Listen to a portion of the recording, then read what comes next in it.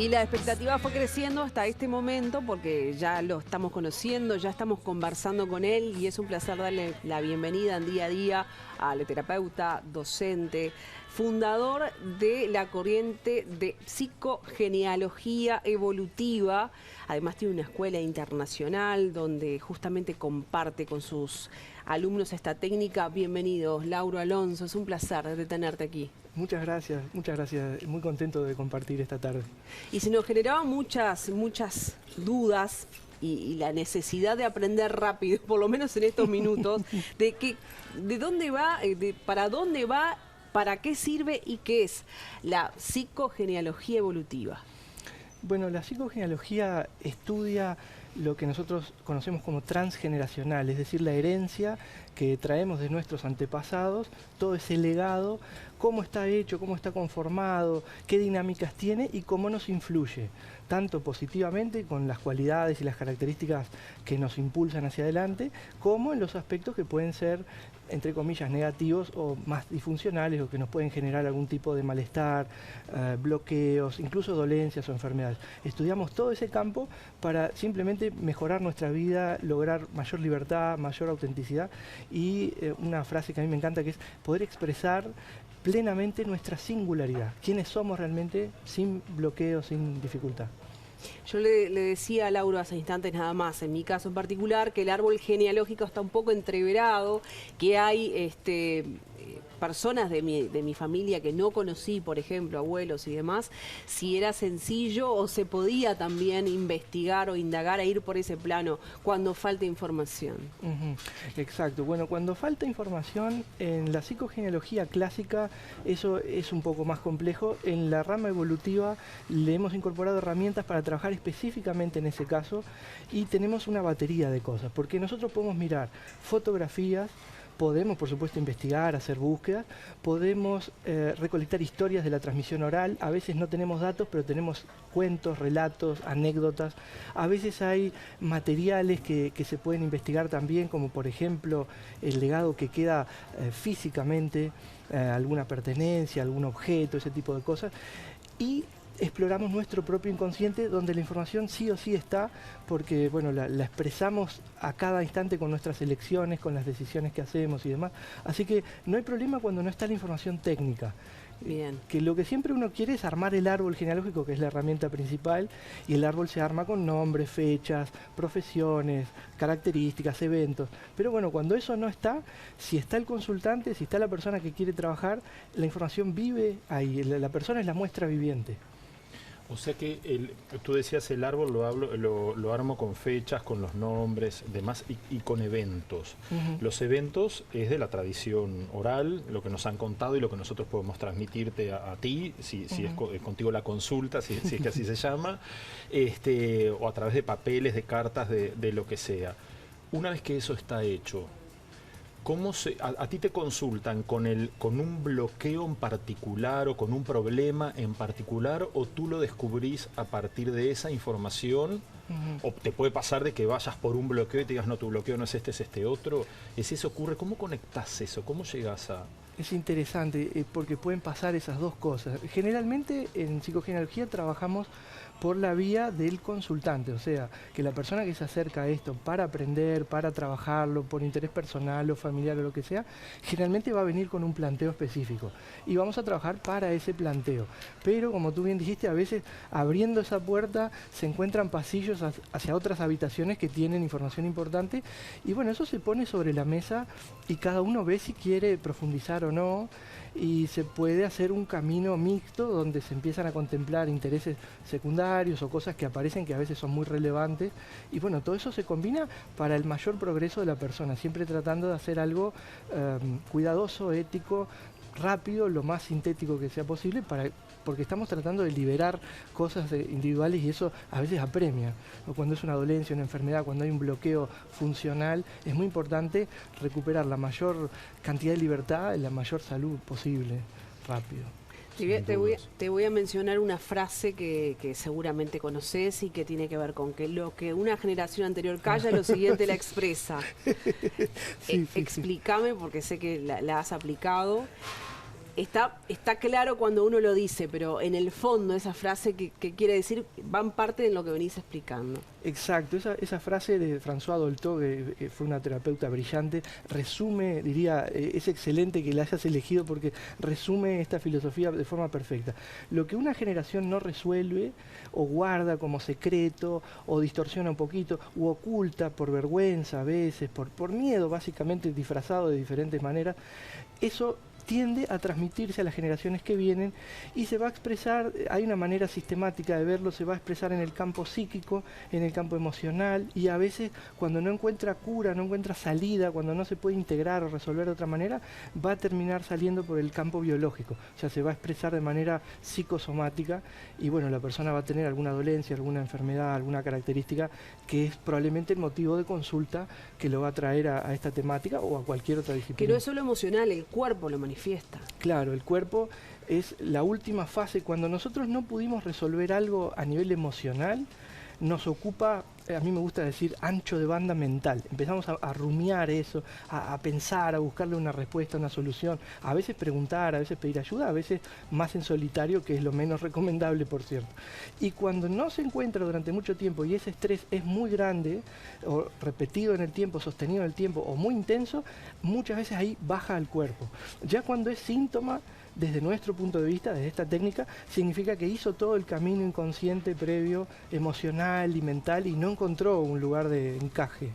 Claro. Y en algún momento con esta técnica podemos destrabar, podemos desbloquear todo eso. Simplemente vale trabajar sobre ello para lograrlo. O sea, nunca queda inconcluso eso.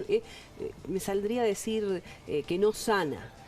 Bueno, siempre hay progreso, porque esto es como cuando uno se apunta a un gimnasio y hace ejercicio, siempre va a tener progreso. A veces nuestra expectativa es muy grande, o a veces los conflictos son complejos, son como una tela de araña que para que destrabe totalmente hay que cortar todos los hilitos que la sostienen, que la contienen.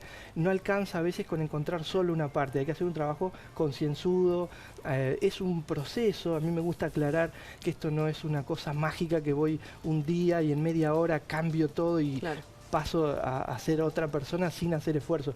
No, esto es como cualquier plano terapéutico, es un proyecto que hay que encarar con responsabilidad y es gradual, pero siempre tiene recompensa porque, como tú dijiste también, el solo hecho de ya tener un interés genuino en progresar está mostrando una fuerza volitiva que va a hacer un movimiento interno y sin lugar a duda va a tener una repercusión externa. Y en este camino, pues yo estoy tratando de diferenciarlo de una terapia habitual, ¿no? Cuando uno va a un psicólogo o bueno, un psiquiatra a hacer terapia, ¿no? Donde se estudian más las relaciones con las personas, porque en este caso tú siempre hablas de lo que le pasó a uno o al otro, pero no de las vinculaciones, entre cómo fue tu relación con fulano, cómo... ¿Eso lo tratan también, es una herramienta más o no, o lo dejan aparte? Perfecto, es súper importante, es súper importante. Nosotros tenemos que entender el árbol como un ser viviente simbólicamente, donde los miembros del sistema familiar o del árbol, que son las personas de nuestra familia, vienen a ser como los órganos al cuerpo. Uno no puede trabajar o tratar de curar solo un órgano aislado porque el resto del sistema va a tener un funcionamiento comprometido, sincrónico con eso. Cuando trabajamos en el árbol es importante quién estaba, quién no estaba, qué hizo, cómo lo vivió, entender las circunstancias desde un lugar de comprensión que es muy interesante porque se basa en la premisa de que todos tratamos de hacer lo mejor posible, a veces no sale y a veces no, pero esa mirada que es muy inclusiva, es muy contemplativa, ya de por sí es sanadora. Y eso articula en el sistema un reordenamiento, que es lo que nosotros queremos lograr. Y ahí el aspecto vincular es fundamental. Bien. Y no tiene por qué ser que el paciente vaya con una dolencia específica de algo, sino que puede ser quiero analizar un comportamiento que tengo de por qué siempre pierdo plata, por qué siempre me peleo con mis vecinos, el que sea. Sí. O sea, ese tipo de comportamientos que quiere analizar. Eso es en lo que más efectividad tenemos, porque la parte biológica, bueno, la persona puede trabajarla por el lado médico convencional, puede trabajarlo con otras terapéuticas, que hay muchísimas cosas. Nosotros nos especializamos mucho en ese aspecto comportamental, donde hay repeticiones, patrones que vuelven a ocurrir, y uno no sabe por qué, en lo laboral, en lo relacional, en lo amoroso, en en todos los planos, y a veces encontramos el origen en alguna cosita que quedó haciendo ruido y no resuelta completamente del árbol.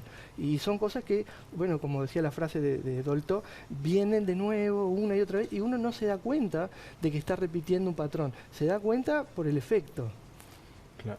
Se dan avisos, yo lo hablaba con Noé, que también sabe mucho del tema, nuestra productora, de que se dan los avisos de forma gradual hasta que en un punto te sacude de tal manera ese estímulo que te lleva a decir, bueno, esto tiene que ser resuelto ahora porque ya me avisó muchas veces antes. ¿Puede ser que tenga ese efecto? Sí, generalmente las personas a veces tenemos una cierta tendencia al status quo, a quedarnos en un lugar de confianza, de tranquilidad. Una zona de confort. La famosa zona de confort. Entonces, cuando nos movemos es frente a la intervención del dolor. El dolor es poco negociable, hace que uno ahí salga a buscar, abra un poco el panorama, el abanico a otras opciones, otras posibilidades. Entonces, muchas veces, si lo podemos tomar de esa manera, se transforma en un aliado de cambio. Y ahí ya deja de pulsar de forma tan negativa o tan oscura y se transforma en un ayudante. Es ese giro muy positivo para poder aprovechar el impulso y bueno, ir a sanar más rápidamente. Bien, yo quiero contarle a la gente que nos está viendo cómo se comunican contigo, cuál es la forma de acercarse, por si justamente desean utilizar esta técnica, acercarse al auro, cuál es la forma de llegar a ti, qué deben ser varias con todo esto de la tecnología. Sí, aparte a mí me encanta la tecnología y bueno, buenísimo. Bueno, hay muchas maneras. Yo soy docente principalmente, esa es mi actividad fundamental, y en la página web pueden ver, hay material para leer, para ver. Lo estamos viendo. Hay posibilidad de acceder a información si alguien quiere conocer un poco más o introducirse un poquito sin ningún tipo de compromiso. Después hay talleres, cursos, actividades, y en la página pueden ponerse en contacto porque hay correo electrónico, WhatsApp para enviar algunas consultas, por supuesto, todos los medios de redes. Todas las opciones están disponibles, nadie se va a quedar con ganas de aprender algo de esto si quiere. Y no hay limitantes a la hora de querer hacer un curso, un taller, ¿no? No, tener ganas, no hay límite de edad, de conocimientos previos, no porque hay diferentes niveles, es como cualquier disciplina que uno quiera introducirse o acercarse y están bienvenidos y realmente no se van a arrepentir porque hace un antes y un después, es algo muy, muy efectivo esta técnica. Sí, he escuchado en base a otras experiencias que la vida cambia después que conoces cómo fue tu pasado y por dónde vinieron determinadas circunstancias, así que es más que interesante. Nosotros ya nos queda el bichito de la curiosidad para ir más allá de esta entrevista. Conocerse un poco más, obvio, ¿no? Porque uno es lo que cuenta y exacto, lo que no cuenta, lo que se calla. Totalmente. Lo que se calla en una familia es parte de lo que después cuando grandes empezamos a conocer un poquito más, ¿no? De nosotros mismos. Sí, eso hace a nuestra historia. Claro. Nos demos cuenta o no nos demos cuenta, está trabajando ahí adentro, entonces conviene mirar para poder adueñarnos de eso y que funcione a favor. Claro. Hablábamos hoy, yo sé que tengo que ir cerrando la entrevista, pero hablábamos del aquí y ahora, entonces me decía también que tiene que ver con que, bueno, pero yo trabajo con el pasado en base a vivir un presente y bueno, vos me mencionabas que sí, que eso tiene una construcción, pero que nunca nos terminamos de desviar del camino si lo tenemos en cuenta también. Sí, es muy difícil estar todo el tiempo... No es que vamos a volver a vivir en el pasado por lo que nos tiene atados. Hay una frase de Macmillan que a mí me gusta mucho y es: hay que usar el pasado como trampolín y no como sofá. Tenemos que usarlo a favor, tomar lo bueno de ahí, tomar el potencial, como dicen la gente de constelaciones familiares también, tomar la vida que viene de nuestros antepasados. Son miles de coincidencias que ocurrieron para que nosotros estemos aquí y seamos la singularidad que somos. No hay otro ser humano igual a ninguno de nosotros. Totalmente igual no hay nadie. Ahora que mencionaste lo de las constelaciones, te iba a preguntar hoy, porque viste, está muy de moda el tema de las constelaciones de PNL. ¿Son complementarias? Sí. ¿Se repelen? No, perfectamente complementaria. La psicogenealogía en sí es una terapéutica complementaria. Nosotros no decimos alternativa porque no somos una elección entre medicina convencional o psiquiatría o psicología o esto. Nosotros vamos de la mano con todo eso, no hay competencia, hay colaboración, y lo mismo pasa con otras disciplinas afines. En lo que es transgeneracional, constelaciones familiares también tiene la misma base técnica, solo que nosotros nos dedicamos específicamente a eso, al estudio del árbol y toda esta parte como foco central, y se abre para muchos otros lugares, pero trabajamos mancomunadamente. Qué genial, qué genial. Bueno, ahora sí te vamos a dejar ir. Porque si no te tendríamos acá hasta que termine el programa. Si no Laura. empezamos la terapia. Te doy mis datos. Más vale que te vayas allá, mira. Laura, ha sido un placer. Gracias por estar esta tarde en Día a Día. Tal vez sea motivo de otra visita más adelante para seguir hablando de este tema que es tan interesante. Gracias por tus minutos. A ustedes, un placer. Muchas gracias, Laura. Nosotros los invitamos ahora a hacer una pequeña pausa en Día a Día. Seguimos disfrutando este viernes contigo junto a vos.